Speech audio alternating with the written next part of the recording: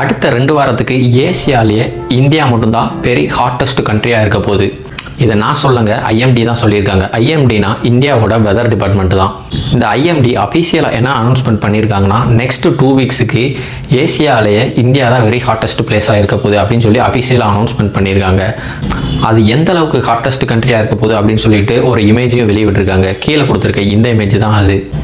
அதில் பாருங்கள், இந்தியா எந்த அளவுக்கு ஹாட்டாக இருக்கும் அப்படின்னு சொல்லிட்டு ரெட் கலரில் மென்ஷன் பண்ணியிருக்காங்க பாருங்கள். மற்ற சுற்றி இருக்க கண்ட்ரீஸ்லாம் என்ன கலரில் ஆரஞ்சாகவும் எல்லோவாகவும் இருக்குது. இந்தியா மட்டும்தான் கிட்டத்தட்ட ரெட்டிஷாக இருக்குது. அதாவது இந்தியாவில் தான் அதிக வெப்பத்தன்மை இருக்க போகுது அப்படின்னு சொல்லியிருக்காங்க.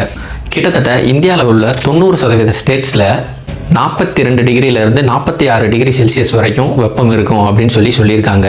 அதனால் இந்தியன் கவர்மெண்ட் என்ன சொல்கிறாங்கன்னா, வயசானவங்க, ப்ரெக்னென்ட் லேடிஸ் இவங்கெல்லாம் காலையில் 11 மணிலேருந்து சாயங்காலம் 3 மணி வரையும் முடிஞ்ச அளவு வெளியே வரதை அவாய்ட் பண்ணுங்க அப்படின்னு சொல்லியிருக்காங்க.